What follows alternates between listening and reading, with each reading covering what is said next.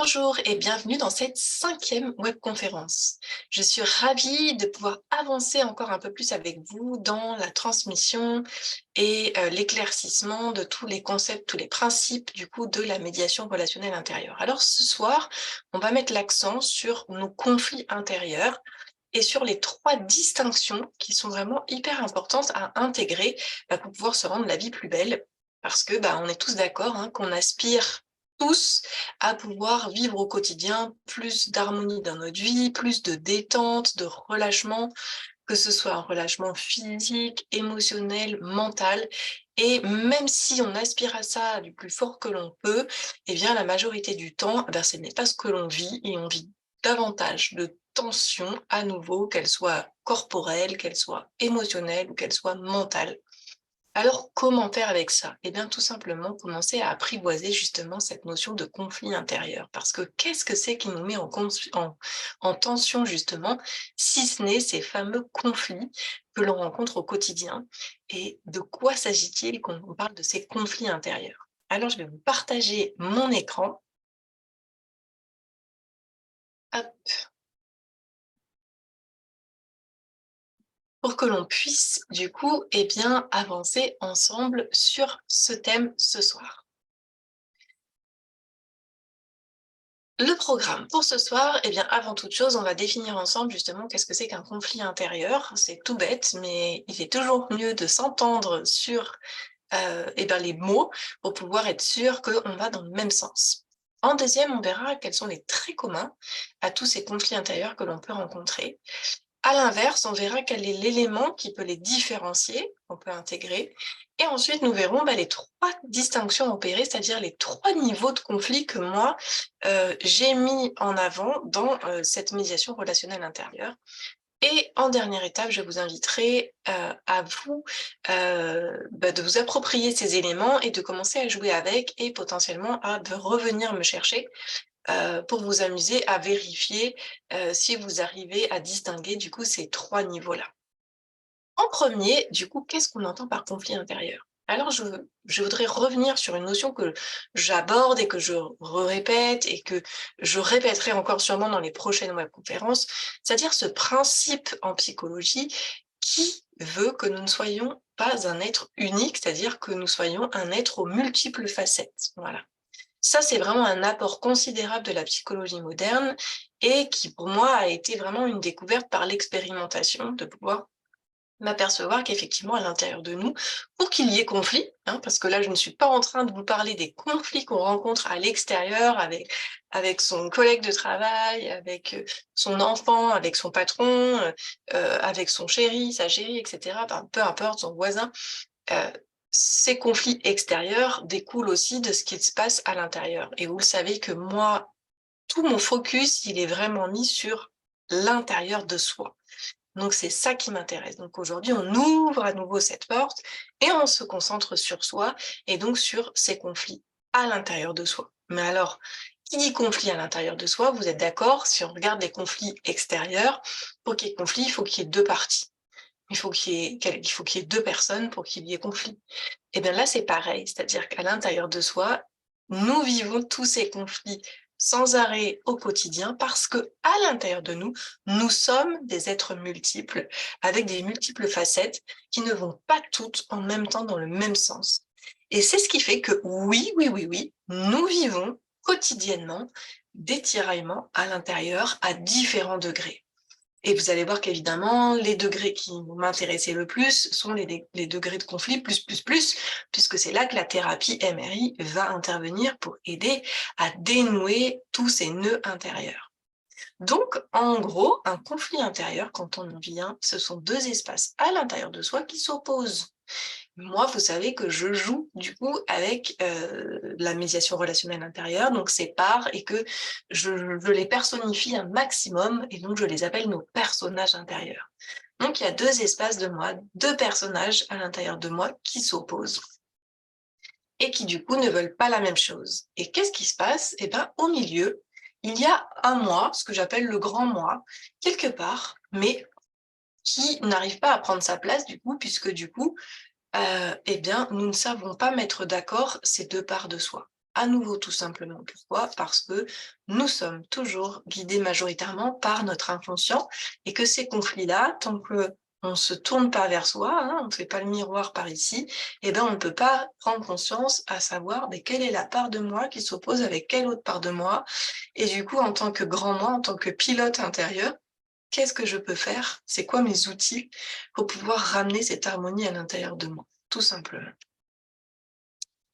Donc du coup, eh bien, quand nous vivons ces tiraillements-là au quotidien, de manière plus ou moins appuyée, hein, certains conflits sont terribles à vivre, pesants, répétitifs, etc., tandis que d'autres vont être plus légers et passagers et temporaires.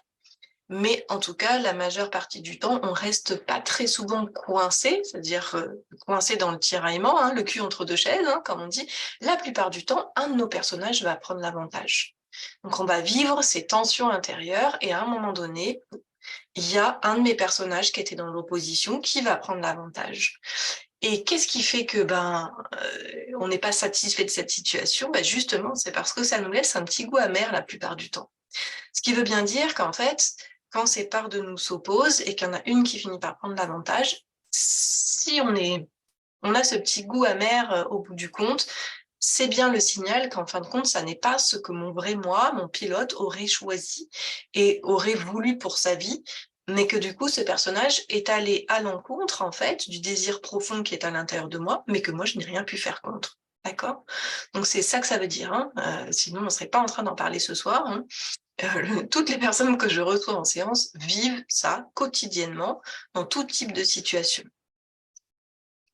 Donc, le plus facile étant de partager des exemples, bien sûr, parce que sinon ça reste très théorique.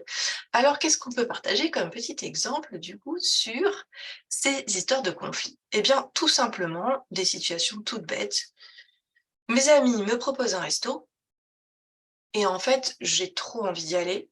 Vraiment, j'ai besoin de ça, j'ai besoin de m'aérer, je sens tout ça à l'intérieur de moi, et pourtant j'ai du boulot à terminer.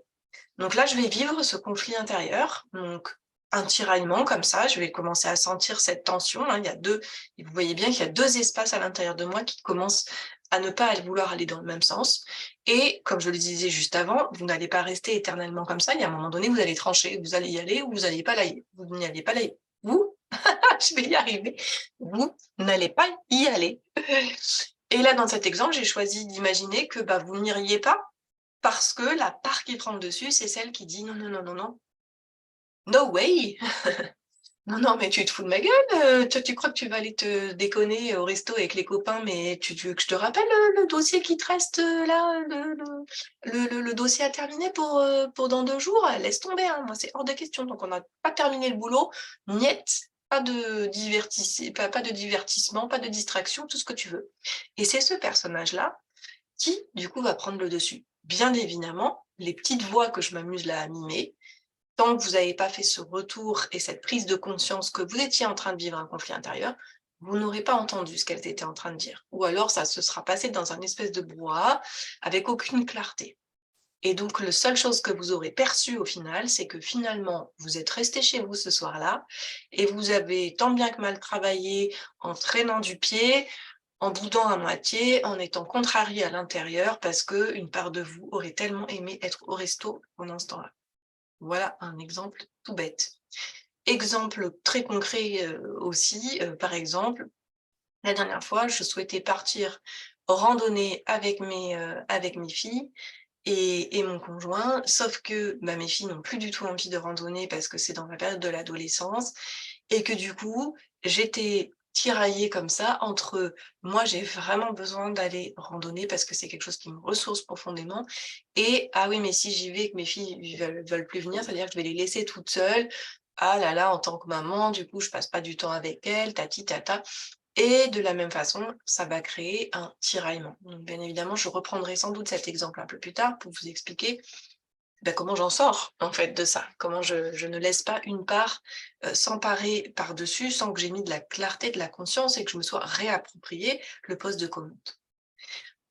Autre exemple, je suis fatiguée, je travaille beaucoup, je fais beaucoup de choses, j'ai beaucoup d'activités, je suis toujours en mouvement et cetera et je voudrais me poser, m'arrêter, me reposer Et en fait, je sais que quand je vais rentrer chez moi, je vais pas pouvoir m'empêcher de tout remettre en ordre, tout ranger, faire un bon repas et cetera et cetera, voilà. Ça, c'est des exemples, qu'on retrouve, souvent aussi dans ce que vous pouvez me partager.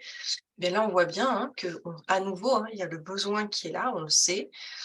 La chose qui serait la plus importante et ça serait vraiment de prendre un temps de pause et pour autant, il y a une autre part qui finalement, ça tiraille 2 minutes et hop, c'est elle qui «l'emporte» entre guillemets et du coup, bah, ça bascule et du coup, bah, vous êtes pas bien et la tension, elle reste en fait, hein, parce que c'est ça qui se passe, hein. C'est que du coup, je suis pas détendue au bout du compte, hein, même si entre guillemets «le conflit» semble se solutionner parce qu'à un moment donné, il y a toujours un espace de moins, un personnage qui prend l'avantage. Pour autant, je ne suis pas apaisée à l'intérieur du coup de ce qui a été choisi malgré moi finalement. Ensuite, autre exemple, je voudrais quitter, la relation dans laquelle je suis parce que je sais très bien qu'elle me rend malheureuse ou malheureux et pourtant j'y reste et pourtant j'y reste. Je ne peux pas m'empêcher de rester dans cette relation. J'essaye de quitter, mais j'y arrive pas et j'y reviens, et cetera, et cetera. Pareil, hein, vous pouvez toutes les personnes qui sont dans ces situations, témoignent toutes d'un malaise et d'un mal-être intérieur et pour autant, il y a rien qui change. Donc ça tire, ça retiraille, là, pour le coup, régulièrement, ça revient en confrontation entre les 2 espaces et pour autant, c'est toujours le même qui gagne. Je suis quelqu'un qui suis très déconneur, qui rigole beaucoup et cetera et pourtant au boulot, j'ai une autre face. Je suis extrêmement, sérieux, c'est incapable pour moi de sortir une blague ou et cetera et cetera. Ou bien finalement, j'ai demandé un congé parental et finalement je sens que j'ai envie de retourner travailler mais je peux pas en fait, donc je reste dans mon congé parental et cetera et cetera. Des exemples, il y en a à l'infini et j'en cite un certain nombre d'ordres assez différents pour que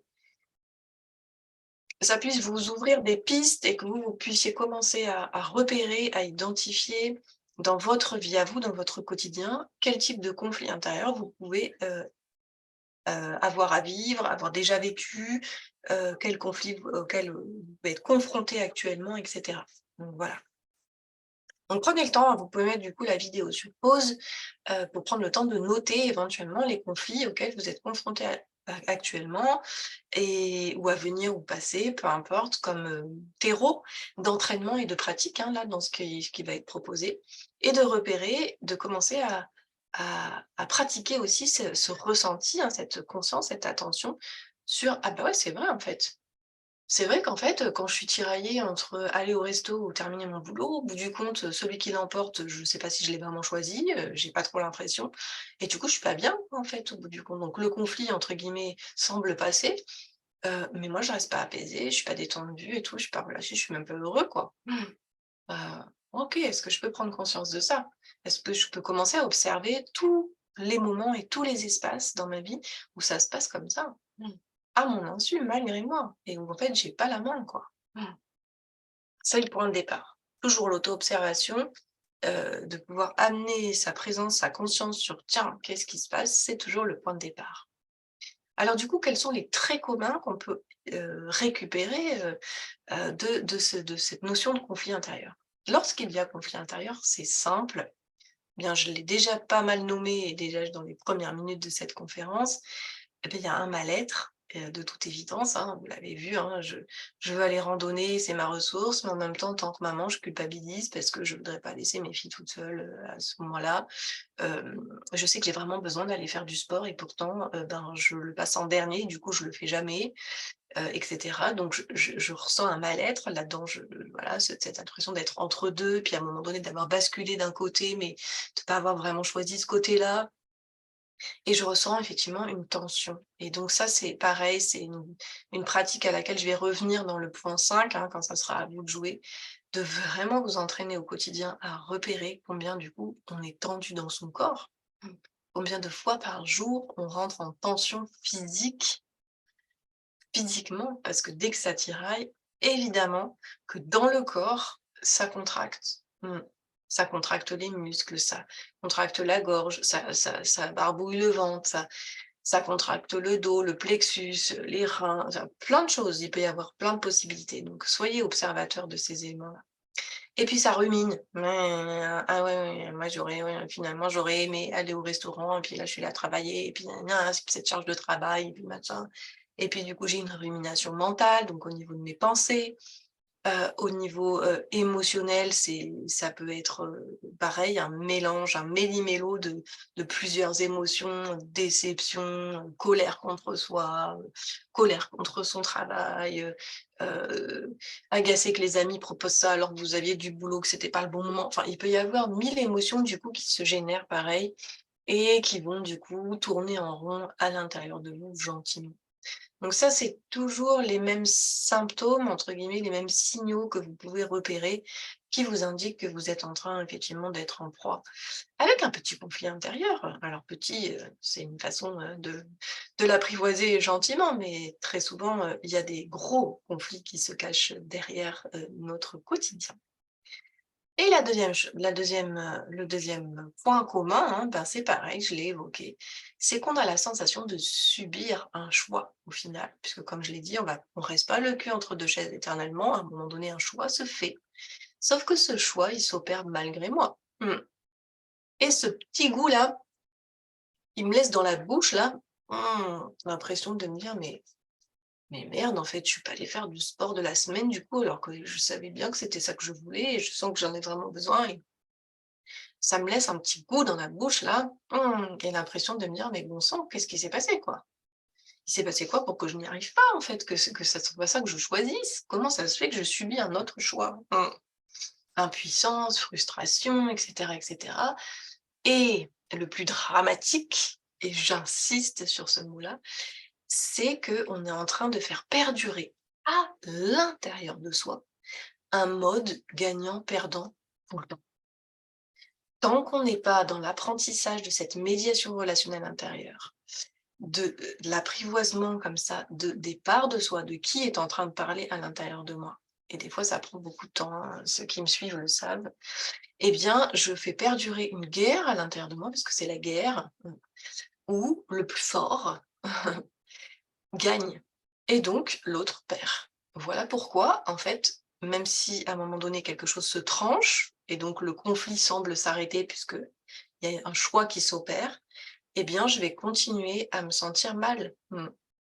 Parce que pourquoi je vais me sentir mal? Bah, parce que si je reste travailler alors qu'au fond de moi, j'avais envie d'aller voir mes amis, j'en avais vraiment besoin et que j'ai pas su harmoniser ça à l'intérieur de moi parce que j'ai pas mis de la conscience sur ce qui se passait, quels étaient les personnages qui étaient en action à l'intérieur de moi. Et bah, du coup, il y en a un qui a gagné, puis l'autre qui a perdu, mais les 2 sont à l'intérieur de moi. Donc je ne peux pas être en paix et je ne peux pas être gaie avec un personnage, une part de moi qui est gagnée et une autre qui a perdu. J'ai 2 du coup états d'être, différents qui cohabitent et là je vous simplifie quand je dis 2 hein, parce que parfois, on a, 5-6, personnages en même temps, hein, qui rentrent en conflit.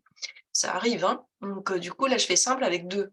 Mais donc quand il y a un gagnant pour 3 perdants, je vous laisse imaginer intérieurement ce que ça fait, hein. La tristesse intérieure mélangée à ceux qui ont gagné, donc ça veut dire qu'à l'intérieur de vous, à nouveau, hein, une grosse, marmite, bouillonnante de tous ces mélanges émotionnels qui cohabitent en même temps. Donc ça peut pas être paisible, ça peut pas être joyeux et c'est dommage de rester là-dedans.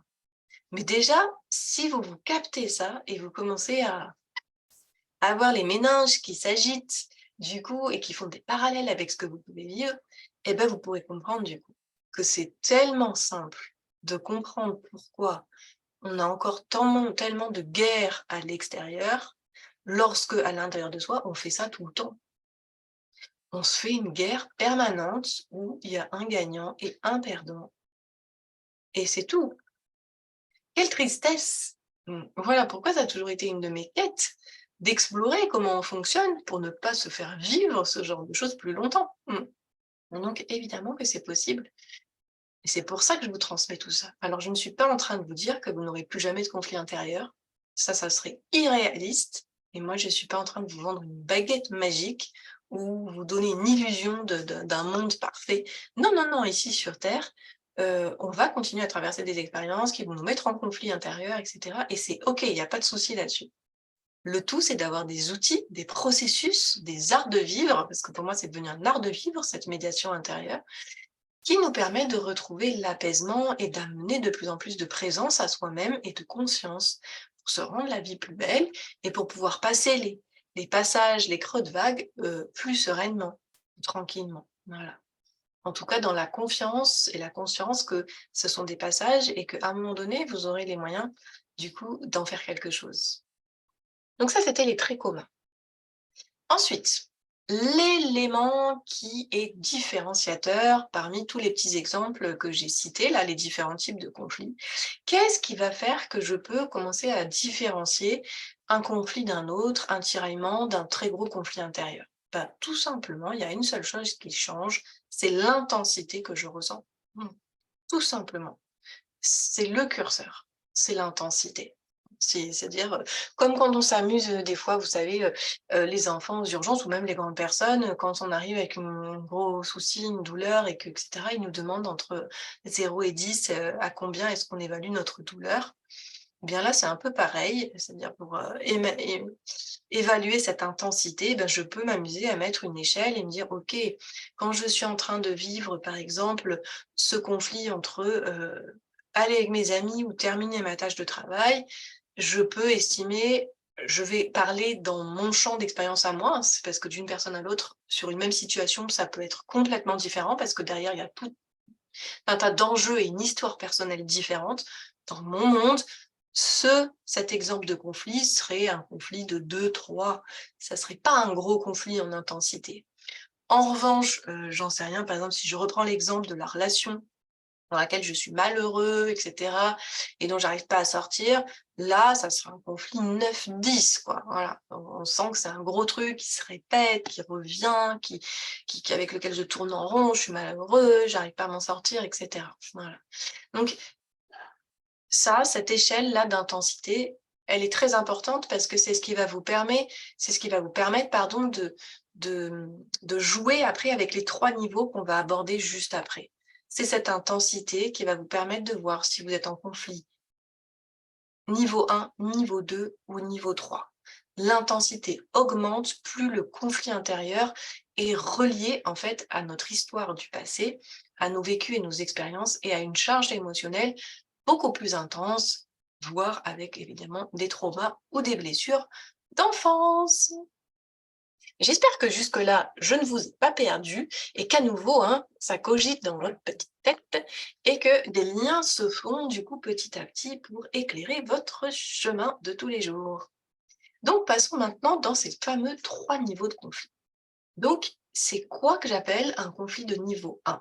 Eh bien, ce que j'appelle les conflits de niveau 1, ce sont tous ces conflits intérieurs, on va dire peut-être même tiraillement, parce que c'est voilà, tiraillement, c'est un peu moins fort en intensité quand on dit que conflit. Eh bien, ça va être quand il y a une simultanéité ou une divergence dans nos besoins et nos buts du quotidien entre différentes parts de nous. Typiquement, je reprends l'exemple tout à l'heure, ah là là, j'ai vraiment besoin de me poser, tout ça, de me faire une pause, comme sur la petite image que vous voyez sur l'écran, me poser, lire un livre, me prendre des petits pop-corn, siroter un petit jus de fruits, juste rien faire ou faire un truc qui est rattaché à de la détente pour moi. Et en même temps, j'ai une part qui, dit: «Putain, j'ai» pardon, c'est sorti comme ça, «Putain, c'est le putain du sud, putain, j'ai la machine à laver à faire retourner, il faut que je prépare le repas du soir, la maison elle est pas rangée» et cetera et cetera. J'ai la liste, elle est comme ça, comment je vais faire? Et cetera et cetera. Donc là, on voit bien que j'ai 2 personnages en moi, 2 parts, 2 espaces en moi qui ont des besoins, hein, ouais, besoin de repos, besoin de ranger, d'avancer les tâches ménagères, et cetera. Et donc, ils ont des besoins en même temps, mais pas les mêmes. Bienvenue dans le monde des tiraillements du quotidien. Donc ça, on peut en faire et des à l'appel, à l'appel, à l'appel, à l'appel, du coup, de tous ces petits tiraillements du quotidien. Niveau 1, nos espaces intérieurs ont des besoins en même temps, mais qui sont différents. Et donc du coup, bah, ça va pas comme ça, hein, ça va comme ça, quoi. Alors moi je vais là et moi je vais là. Alors on fait quoi? Voilà. Et donc c'est là qu'on se retrouve effectivement avec, cette petite cacophonie du coup qui va, se mettre en place, et par le plus grand des miracles, en fonction de nos croyances, de notre, éducation, de toutes nos imprégnations familiales et cetera, sociétales et tout ça, eh bien l'un va l'emporter sur l'autre. Alors typiquement, si je vous parle de moi, c'est pas très compliqué de savoir que très régulièrement, celui qui l'a emporté, eh bien c'est: «Putain, il faut quand même faire le repas du soir, il faut lancer la machine, tu te poseras plus tard», tu vois? Voilà. Donc c'était évidemment celui-là parce que, bah, moi j'ai grandi, dans une imprégnation, voilà, familiale et cetera, de rangement, de voilà, de choses bien tenues, ce qui est très, très chouette, mais avec, quelque chose qui était un petit peu prédominant dans ce domaine-là et par contre avec l'autorisation de s'arrêter qui n'était pas tout à fait une évidence dans ma famille et je pense notamment à ma mounette chérie. Donc je n'ai pas vraiment, grandi avec cet exemple-là de se dire: «Ouh!» de voir une maman ou un papa se relâcher dans le fauteuil, tranquillou, les doigts de pied en éventail et juste respirer tranquillement. Voilà, donc du coup, nécessairement, eh bien, le gagnant était forcément celui qui allait se mettre à ranger. Donc c'était cette part-là qui allait l'emporter et l'autre, bah, qui allait, toute penaude repartir dans son coin, se dire: «Bah, c'est pas pour tout de suite qu'on va se reposer, dis donc. La Marie là, elle est pas en train de se reposer tout de suite, dis donc. Eh ben!» Voilà, donc ça, c'est tous ces petits tiraillements, du quotidien et vous voyez que du coup, bah, moi j'aime bien mettre de l'humour, mais c'est encore plus facile d'en mettre parce que entre guillemets, «l'intensité est là», mais c'est pas non plus le truc qui va me pourrir la vie, voilà, pendant 20 ans ou 30 ans, quoi, hein. Ça peut, hein, à la longue, hein, je dis pas que ça peut pas le devenir, hein, ça encore une fois, je vous donne juste un filtre.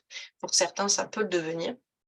Si c'est très, très excessif, si par exemple je ne m'arrête jamais, jamais, hein, du coup là on va rentrer dans des gros conflits, ça va passer en niveau 2 et 3 et on va rentrer dans des burn-out ou des épuisements et là effectivement ça sera vraiment lié à quelque chose de très, très fort derrière, un vrai nœud, du coup dans notre fonctionnement qu'on a besoin d'aller explorer. Mais sinon voilà, pareil, hein, le deuxième exemple, je reprends, hein, j'ai trop envie d'aller, me distraire et cetera, me divertir et pour autant, j'ai, des devoirs.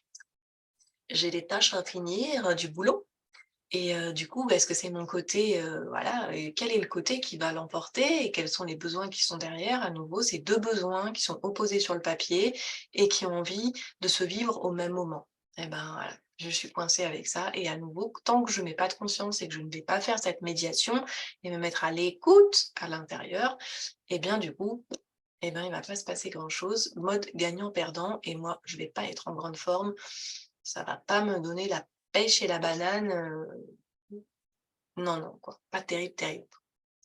Niveau 1. Niveau 2, moi, vous savez que j'adore monter en intensité puisque c'est là que du coup, eh bien, j'aime rentrer dans les explorations pour, venir avec la loupe et tout en douceur, mais en profondeur, vous amener à explorer. Mais que se passe-t-il à l'intérieur de vous pour que ça en arrive là? Eh bien, nous arrivons donc au niveau 2. Nous sommes montés d'un cran en intensité. Le niveau 2, les conflits de niveau 2, c'est tous les conflits où on est dans l'adaptation inconsciente au monde extérieur. Et oui, parce que quand nous arrivons, nous sommes ce petit être merveilleux avec une boule à facettes rayonnante, prêt à expérimenter, exprimer toutes ces petites facettes de personnalité, tous nos petits traits de caractère, tout ce que nous sommes, et à en découvrir, à en dévoiler au fur et à mesure de notre vie. Sauf que, bah, nous ne sommes pas seuls au monde et donc nous arrivons dans un environnement précis, un contexte familial précis, une société, une culture, une éducation, une religion parfois, etc. Des croyances, des valeurs, tout ça, tout ça. Et donc, bah, nous, en tant que petit être avec les yeux grands ouverts sur le monde, quand je commence à relationner avec l'extérieur, eh ben, je commence à voir qu'il y a des petits traits de personnalité, donc j'ai des parts de moi, des petits personnages qui n'ont pas l'air d'être approuvés par tout le monde à l'extérieur. Wow, là, les emmerdes commencent, les amis. Parce qu'à partir de ce moment-là, c'est là que je vais commencer à me créer des conflits avec moi-même. Puisque je vais commencer à voir qu'à l'extérieur, ça n'a pas l'air de faire sens pour tout le monde, certaines de mes facettes. Donc je vais faire quoi? Je vais rentrer en conflit avec et je vais développer d'autres. Je vais aller chercher à les contenir, à les mettre de côté, à les cacher, à les dissimuler, alors à les museler, et pour essayer de me conformer. Donc je vais essayer de m'adapter du coup à ce que je crois qu'on attend de moi. Exemple que j'aime bien donner, petit enfant, bien vivant dans son corps, qui bouge tout le temps, qui court tout le temps et tout ça, et qui est vraiment très kinesthésique comme on dit en PNL, qui arrive à l'école où il doit rester assis toute la journée. Oh my God! Eh bien, imaginez ce petit bout de chou là, tout plein de vie, qui est absolument pas du tout capable de rester assis comme ça sans bouger, parce que, bah, lui, c'est dans le mouvement de la vie, il est comme ça. Eh ben, il va percevoir qu'au bout d'une fois, 2 fois, 3 fois, 5 fois, que le maître ou la maîtresse va dire: «Oh là là, il est insupportable ce gosse, il peut pas tenir en place, c'est dingue». Les parents vont être convoqués et ci et ça et ci et ça. Le gamin, il a plusieurs possibilités, mais très souvent, on voit qu'après c'est un gamin qui soit va basculer dans l'excès, mais c'est pas l'exemple que je prendrai ici, soit qui va tenter de complètement s'éteindre et donc du coup, qui va intégrer: «OK, je ne suis pas quelqu'un de bien, quand je m'agite comme ça et quand j'ai besoin de me lever, de bouger de mon corps, de balancer mon pied pendant toute la journée». Et du coup, je vais peut-être devenir cette autre facette de moi, complètement sage et éteinte pour m'adapter et me conformer à ce qu'on attend de moi. Voilà, premier exemple. Deuxième exemple, petite fille, là j'ai pris un petit garçon, prenons, une petite fille, c'était quoi l'exemple? J'ai pris les images et je me souviens plus de l'exemple que je voulais vous donner du coup sur ça. Ah oui, sérieuse peut-être là, le côté, oui sérieux, bah oui. Je peux, être, peut-être une petite fille au fond de moi, heu, bah, très, rigolote ou et cetera, qui aime l'aventure, qui aime explorer, qui a peut-être un côté, qu'on qualifierait de garçon manqué et cetera. Et puis pareil, peut-être que, bah, j'ai eu plusieurs réflexions autour de moi, par mes grands-parents par exemple, ou par, j'en sais rien, le catéchisme, si j'étais au catéchisme, peu importe en fait, ça peut venir de plein de, hein, quand les tous les facettes que enfin tous les cas possibles, hein, familial, sociétal, culturel et cetera. Une fille, ça fait pas ça, et cetera et donc hop, je vais redevenir la petite fille sage et modèle, qu'on attend que je sois, toute mignonne avec mes petites tresses, voilà et je vais arrêter d'avoir des comportements qui peuvent être associés à un côté garçon manqué parce que ça a pas l'air de plaire beaucoup autour de moi. Voilà, donc ça, c'est les conflits de niveau 2 et nous en avons tous. Autant que vous le sachiez, il n'y a pas de mystère là-dessus. Les 3 niveaux, nous les vivons tous, sans exception et les niveaux 2, nous en avons un paquet. Bah, on ne peut pas faire autrement, on n'a pas pu se soustraire à ça. Un enfant ne peut pas se soustraire à ça. Il est complètement malléable quand il est petit. Son psychisme est en construction, tout est en construction et donc forcément que toujours dans cette quête d'être aimé, inclus, hein, inclus, d'appartenir hein, à l'environnement dans lequel on va du coup avoir cette incroyable puissance d'adaptation qui parfois nous sauve la vie, c'est pour ça que je parle de puissance, hein, on va se conformer pour ne pas être rejeté. Ce qui nous sauve la vie plus d'une fois, je peux vous le dire, par rapport aux personnes que je reçois, le nombre de fois où ces stratégies d'adaptation leur ont sauvé la vie et leur ont permis de survivre dans l'environnement, de pouvoir grandir avec. Et le truc, c'est que quand on n'est plus des enfants, eh bien, on n'a plus besoin de cette adaptation, mais sauf qu'elle est tellement ancrée qu'on continue à la vivre. Donc, ce qui fait que ça, c'était le cas quand j'étais petit, mais ça veut dire qu'en grandissant, c'est pareil. On va me retrouver dans mon monde adulte et d'être toujours, du coup, cette jeune femme, heu modèle, un peu trop sage, un peu trop policée, un peu trop lisse, qui ose jamais sortir du cadre et cetera et qui est en lutte. Là, on commence à rentrer dans des intensités, ce que je vous disais, hein, en lutte intérieure, refoulée permanente avec cette part, cette autre part qui a été complètement chassée, de notre maison intérieure.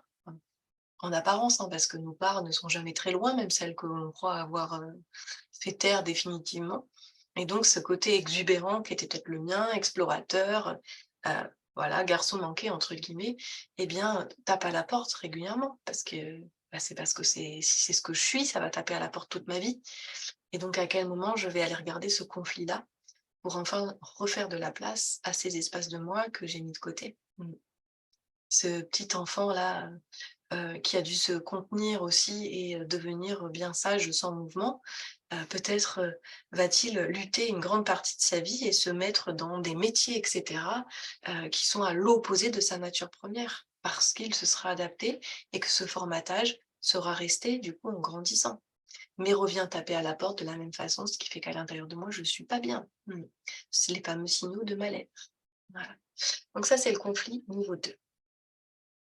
Le conflit niveau 3, on rentre vraiment dans l'intensité maximale. Donc là, on vient toucher toutes les stratégies de survie, vraiment de survie à nouveau, hein. L'adaptation, il y en avait déjà, qui sont en lien avec toutes nos blessures du passé. Donc là, le plus simple est de vous prendre des exemples aussi, hein. Donc, je l'ai dit, je pense que c'était suffisamment clair, je l'espère.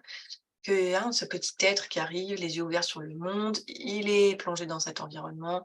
L'environnement le plus présent dans ma construction, ça va être mon environnement familial, c'est-à-dire les personnes, que ce soit mes parents, des éducateurs, enfin peu importe, ceux qui m'ont éduqué et qui m'ont élevé. Des fois, c'est des grands-parents, des fois, c'est des oncles et tantes, enfin voilà, peu importe. Ce sont eux qui vont avoir la plus grande influence, du coup, sur celui et celle que je suis devenue et du coup, sur ces fameuses stratégies de survie que j'aurais déployées, du coup, pour à nouveau, et bien, tenter d'être aimée et de correspondre, du coup, à ce que papa, maman, papi, mamie et cetera, ben, attendaient de moi, entre guillemets, «projeté» ou ce que j'en ai cru à nouveau, hein, parce qu'après, je vais pas rentrer là-dedans parce que c'est là, je focus vraiment sur les conflits, mais il y a énormément de choses à dire, hein, sur ce qui s'est construit dans l'enfance, entre ce que j'ai projeté, ce qu'on m'a dit, ce que j'ai cru, ce que j'ai entendu réellement, ce qu'on m'a fait, ce que j'ai supposé, ce que j'ai projeté. C'est énorme, hein, du coup, c'est des histoires gigantesques qui se sont créées. Toujours est-il qu'il y a énormément de blessures et de manques à l'intérieur de chacun de nous qui créent du coup ces conflits de niveau 3. Par exemple, imaginez que vous êtes un petit bonhomme, ou une petite bonne femme, et que vous êtes de cette nature, très tactile, câline et que, à l'intérieur de vous, ça fait partie, c'est un personnage essentiel, une de vos facettes essentielles, d'être dans ce côté, câlinou, quoi. Et donc avec vos parents, vous rêviez de ça, d'avoir ce côté-là, et puis, ben, il s'avère par exemple que peut-être l'un de vos 2 parents, on n'espère pas les 2, parce qu'on espère que vous l'ayez au moins goûté d'un côté, mais on va prendre l'exemple en disant, imaginons votre papa ne soit pas du tout comme ça. Votre papa soit quelqu'un de plutôt dans la retenue, qui donne une impression de froideur et cetera. En tout cas, qui n'est pas du tout dans ce poète, poète, poète câlinette avec ses enfants et que donc du coup, à chaque fois que vous, en tant que petit bonhomme, petite bonne femme, bah, vous aviez l'élan spontané parce que ça fait partie de ce que vous êtes, d'aller, vers votre papa pour, et bah, lui faire un gros câlin, eh bien, vous ayez un iceberg qui s'enclenche en face de vous, c'est-à-dire un adulte qui se raidit et qui ne va pas du tout être ouvert, donc qui ne va pas avoir la capacité de vous accueillir dans votre besoin d'effusion et de contact physique. Eh bien, ça fait partie de ces conflits de niveau 3 du coup, hein, puisque du coup, qu'est-ce qui va se passer? Eh bien, à force de le vivre une fois, 2 fois, 3 fois, parfois même une fois suffit, hein, mais souvent il y a de la répétition, eh bien, je vais actionner nos modes gardiens à l'intérieur de soi, c'est-à-dire stop, on va arrêter d'aller vivre ça, ça fait beaucoup, beaucoup, beaucoup trop mal en fait. Donc je vais arrêter de chercher ce contact-là et donc je vais à nouveau me priver d'une part de moi qui est toujours là, donc d'où un conflit latent. Hein, en fait, ce sont des conflits latents à l'intérieur de nous, de grande intensité émotionnelle, qui sont enfouis, râlés. Loin, loin, c'est pour ça que nous, dans les mairies, il faut plonger pour aller chercher dans le ventre tout ce qui a été retenu, parce que c'est pas ici, c'est dedans, dedans.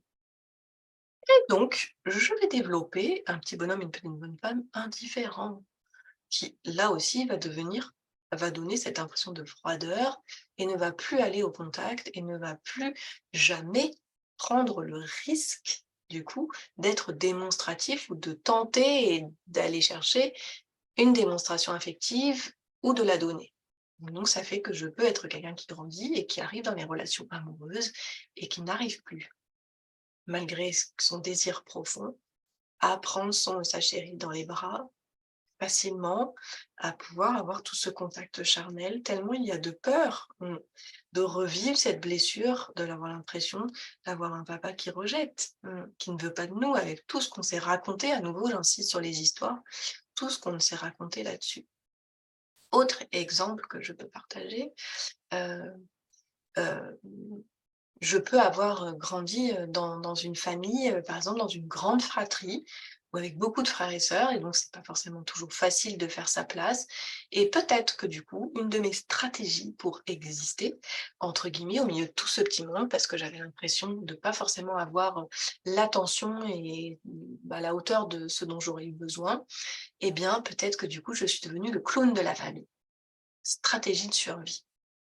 Et que du coup, en faisant le clown et ben, je réussissais à capter du coup cette attention sur moi et du coup, bah, c'est devenu mon étiquette, hein, c'est mon signe de reconnaissance dans ma famille, pour mes frères et sœurs, pour mes parents, pour machin. Ah ouais, c'est le petit clown de la famille et cetera et j'ai grandi avec ça. Mais du coup, je suis enfermée dans ce personnage-là. Ce qui veut dire que du coup, je n'ai plus accès, aussi facilement à ce côté plus sérieux, plus authentique, à être, capable d'aller dans la tristesse, par exemple, de pouvoir, dire quand je vais pas bien. Parce que si je suis le clown, ça veut dire que je suis toujours celui qui est de bonne humeur, souriant, qui est là pour, du coup, rendre les autres joyeux aussi, mettre l'ambiance et cetera et du coup, il y a comme un autre espace de moi qui n'a plus du tout la place d'exister non plus. Donc je suis à nouveau en conflit latent à l'intérieur de moi dans ces espaces-là et j'en souffre. Avec les années, je finis par en souffrir d'être enfermée là-dedans parce que, bah, je suis privée, sans le vouloir, entre guillemets, de ces espaces de vulnérabilité, par exemple, d'authenticité, de sérieux, juste d'arrêter de rire et je suis sûre que vous en connaissez vous avez tous, au moins un ami, une amie qui que vous pouvez auquel vous pouvez penser si c'est pas vous, qui peut être enfermé là-dedans. Voilà. Ça peut être, il y a tellement il y a mille choses qui peuvent exister dans ces niveaux 3. Hein. Il y a tellement d'histoires possibles. J'ai pu grandir, par exemple, dans une famille avec une maman maltraitante. Verbalement, je parle même pas forcément des violences physiques et cetera, hein. Là, on est vraiment sur des traumas, hein, carrément. Hem, mais maltraitante, par exemple verbalement, donc toujours en train de me dévaloriser: «Toi, tu es une mauvaise fille, tu es insolente et ci et ça». Donc j'entends régulièrement des choses et des regards noirs de la part de ma mère et cetera et je grandis avec ça et il se peut que si j'ai une forme de sensibilité assez exacerbée, je capte que derrière l'attitude de ma mère, il y a des grandes souffrances, en fait, qui la conduisent à se comporter comme ça. Parfois, les enfants le captent, hein. Les enfants sont beaucoup plus fins, souvent parce qu'ils sont beaucoup plus bruts dans le sens pur. Donc, les enfants captent des fois la souffrance qu'il y a derrière. Et du coup, qu'est-ce qui se passe? Eh ben, je vais devenir l'infirmière. Je vais tout le temps la sauveuse ou le sauveur, enfin ce que voilà, dans ces modes-là. Être tout le temps celui qui veut prendre soin pour éviter que l'autre se mette dans ce mal-être et du coup, éviter que l'autre soit désagréable avec moi. Donc je vais essayer de prendre soin à l'avance pour m'éviter à avoir à vivre ça. Et donc hop, j'enfile la cape, du coup de l'infirmier, du sauveur et cetera et à nouveau, je peux être enfermée là-dedans puisque du coup en grandissant, qu'est-ce qui se passe? Au bout d'un moment, je vais être épuisée. Puisque du coup, dans mes amitiés, dans mes relations amoureuses et cetera, je vais tout le temps être la personne qui va être à l'écoute, qui va essayer de résoudre les problèmes des autres, qui va prendre sur ses épaules et cetera. Et moi, au bout d'un moment, le «et moi», il tape à la porte à nouveau, conflit latent. «Eh oh! Et mes besoins à moi? Et mon écoute à moi? Et le prendre soin de moi, il est où?» Hein? Parce que ces facettes-là, encore une fois, elles n'ont pas disparu, elles ont juste été écrasées, étouffées par nos stratégies, pour nous tenir en vie et nous permettre de traverser les environnements dans lesquels on a grandi. Donc voilà, je pourrais vous en raconter et encore et encore et encore, mais le plus important est que vous, vous repériez les vôtres. C'est ça qui m'intéresse le plus et que vous veniez me voir si vous avez besoin du coup pour décoder, tout ça et rentrer dans ça. Donc voilà les 3 niveaux. Quand il y a simultanéité et divergence des besoins du quotidien entre des espaces de nous, quand il y a adaptation inconsciente à notre environnement et quand on est sur des stratégies de survie qui sont en lien avec nos manques, nos blessures et nos traumas du passé. Voilà ce que je voulais vous partager du coup, pour ce genre de situation. Donc évidemment, je ne vais pas rentrer maintenant dans le détail du processus, de comment on fait et cetera. Vous avez pas mal d'éléments déjà aussi dans les précédentes, webconférence, parce que c'est comme des pièces de puzzle que j'essaye de vous transmettre morceau par morceau, pour qu'une fois que vous les intégrez au fur et à mesure, vous ayez une vue d'ensemble plus complète, du coup, pour avancer plus sereinement dans votre vie. Déjà, si vous êtes en capacité de vous entraîner, voilà, je vous invite à reprendre si vous avez, quand moi je vous ai partagé des premiers exemples au tout début de la conférence, vous avez des situations qui vous sont venues en tête, bah, je vous invite à les reprendre, à les noter et à vous amuser à les classer. C'est-à-dire, est-ce que vous pouvez identifier, dans ce que vous pouvez vivre actuellement, quels sont les conflits que vous rencontrez qui sont du niveau 1, ceux que vous metteriez dans la niveau 2, quels sont les conflits d'adaptation que vous avez et quels sont ceux, des conflits du numéro de type 3, par exemple, voilà. Et puis déjà, ça sera déjà un grand, grand pas, hein, de pratiquer cette auto-observation, c'est-à-dire de mettre, l'attention là-dessus, de vous rendre présent à ça, de vous amuser dans votre quotidien à repérer quand est-ce qu'il y a ces signaux de tension physique, émotionnelle, mentale, rumination et cetera. Et simplement déjà de commencer, c'est déjà une première grande ouverture. On ne peut pas passer aux étapes d'après tant qu'on n'a pas pu intégrer celle-là, de repérer du coup, OK, c'est quoi qui tiraille? Quels sont les espaces de moi qui sont en train de s'opposer? Qui est en train de parler contre qui? Voilà, parce que vous verrez qu'évidemment, avec la médiation intérieure, qui dit médiation dit du coup harmonisation, puisque du coup je vais devenir ce médiateur qui va permettre de réconcilier les espaces et de répondre aux besoins de tous mes espaces. Donc, par exemple, si on est des conflits de type numéro 1, si je reprends l'exemple du coup, je voudrais partir en montagne, mais mes filles, j'ai la culpabilité de maman de les laisser, etc. Dès l'instant où je rentre dans cette pratique de conscientisation et de me rendre présente à là, ça tiraille, conflit niveau 1, OK, intensité pas horrible, mais j'ai besoin de me rendre présente à moi-même et de faire ce job à l'intérieur. J'écoute. Première part à l'intérieur de moi, OK, là, dans cet instant, ça fait longtemps que j'ai pas eu l'espace d'aller me ressourcer en nature, c'est vraiment le besoin le plus important dans l'instant.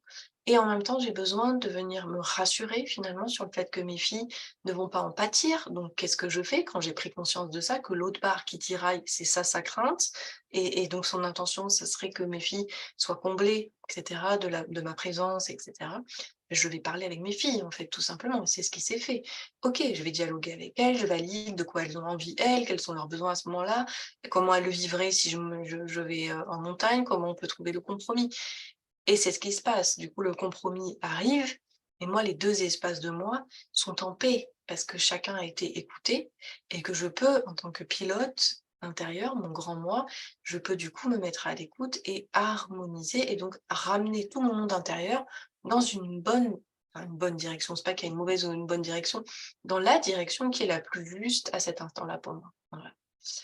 Niveau 2 et niveau 3, autant vous dire qu'effectivement, là, on rentre vraiment dans un champ thérapeutique, psychothérapeutique la plupart du temps, et qui demande un accompagnement, parce que tout seul, c'est très compliqué. C'est pour ça que je vous dis que là, je vais m'arrêter là, et bien que déjà, vous avez de bons éléments pour commencer à vous entraîner, à repérer quels sont les espaces de vous qui tiraillent, à observer, hein, cette histoire de mode gagnant-perdant et de voir, bah oui, il y a un gagnant et un perdant à chaque fois à l'intérieur de vous qui cohabitent, c'est pas top.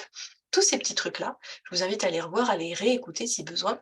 Et puis bah, ensuite, avec plaisir, qu'on puisse potentiellement avancer ensemble pour aller décortiquer, euh, réharmoniser vos situations intérieures à l'aide de ces outils de la MRI. Voilà, j'espère que, eh bien cette conférence vous aura apporté des éléments complémentaires. Je vous remercie pour votre attention. Je vous invite à mettre vos commentaires, vos questions. Si vous repérez des situations, mettez-les moi en commentaire, sous la vidéo et cetera, et ou qu'on puisse, je puisse, du coup, échanger ou répondre ou donner un regard dessus avec grand plaisir. Si vous avez des doutes, par exemple, j'arrive pas à identifier niveau 1, 2 ou 3. Hésitez pas, c'est, toujours, enrichissant de pouvoir échanger dessus. Moi, je vous donne rendez-vous pour, la suite des webconférences en septembre. Je vais faire un break, du coup, sur l'été, et puis pour celles et ceux qui n'auraient pas encore eu le temps de regarder les précédentes, et ben, il y en a 4 qui vous attendent, qui ont eu lieu depuis le début de l'année. Donc ça vous fait de la matière pour, du coup, eh ben, expérimenter, faire vos expériences avec la MRI. Je vous souhaite un bel été et je vous dis à bientôt.